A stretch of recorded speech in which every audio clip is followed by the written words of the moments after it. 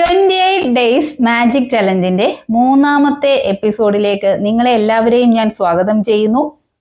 അപ്പോൾ ഇന്നത്തെ വീഡിയോ എന്ന് പറയുന്നത് നമ്മൾ ആഗ്രഹിക്കുന്ന റിലേഷൻഷിപ്പുകൾ അത് ഏത് തരത്തിലുള്ളതായാലും എങ്ങനെ ആകർഷിക്കാം എന്നുള്ളതാണ്. അതായത് നമ്മളുടെ കുടുംബ ബന്ധമായാലും അല്ലെങ്കിൽ സുഹൃത്ത് ബന്ധങ്ങൾ അല്ലെങ്കിൽ മറ്റ് റിലേഷൻഷിപ്പുകൾ ഏത് തരത്തിലുള്ള ബന്ധങ്ങളെയാണേലും എങ്ങനെ ശക്തിപ്പെടുത്താം എന്നുള്ളതിനെ കുറിച്ചാണ് ഇന്നത്തെ വീഡിയോ. അതിനായിട്ട് ചെയ്യേണ്ടത് നിങ്ങളുടെ ബന്ധത്തിലുള്ള 3 ആൾക്കാരെ തിരഞ്ഞെടുക്കുക. എന്നിട്ട് അവർ നിങ്ങൾക്ക് ചെയ്തു തന്നിട്ടുള്ള ഗുണഗണങ്ങൾ എന്തൊക്കെയാണ്, ഏതൊക്കെ തരത്തിലാണ് നിങ്ങൾക്ക് അവർ ഉപകാരപ്പെട്ടിട്ടുള്ളത് എന്നതിനെക്കുറിച്ച് എഴുതുക. അതിനുശേഷം അവർക്കെല്ലാവർക്കും നന്ദി എഴുതുക.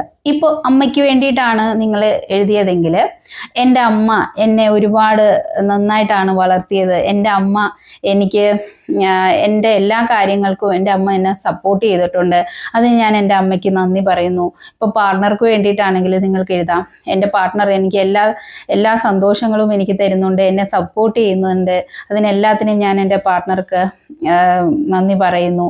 അപ്പോൾ സുഹൃത്താണെങ്കിൽ എൻ്റെ സുഹൃത്ത് എനിക്ക് വേണ്ടുന്ന എല്ലാ സപ്പോർട്ടും തരുന്നുണ്ട്, എൻ്റെ ആവശ്യഘട്ടങ്ങളിലെല്ലാം എനിക്ക് ഉപകരിക്കുന്നുണ്ട്, അതുകൊണ്ട് ഞാൻ എൻ്റെ സുഹൃത്തിന് നന്ദി പറയുന്നു.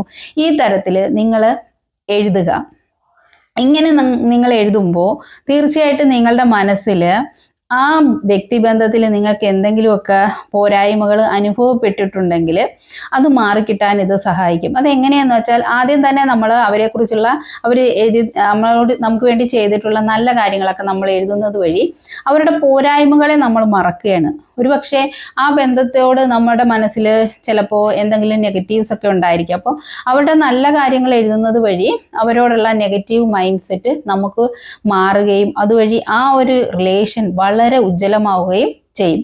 പിന്നീട് നമ്മുടെ ജീവിതത്തിലേക്ക് നമ്മളിങ്ങനെ എന്തിനെക്കുറിച്ചാണോ നമ്മൾ നന്ദിയുള്ളവരാകുന്നത്, അപ്പോൾ ആ തരത്തിലുള്ള കാര്യങ്ങൾ നമ്മളിലേക്ക് വരുന്നത് ഏറ്റവും ബെറ്റർ ആയിരിക്കും. അങ്ങനെ നമ്മളിങ്ങനെ എഴുതി ശീലിക്കുമ്പോൾ പിന്നീട് നമ്മളിലേക്ക് വരുന്ന ബന്ധങ്ങൾ, അത് ഏത് തരത്തിലെ ബന്ധങ്ങളായാലും അതെല്ലാം നല്ല ആൾക്കാരുമായിട്ട് മാത്രമായിരിക്കും നമുക്കൊരു റിലേഷൻ ഉണ്ടാവുന്നത്.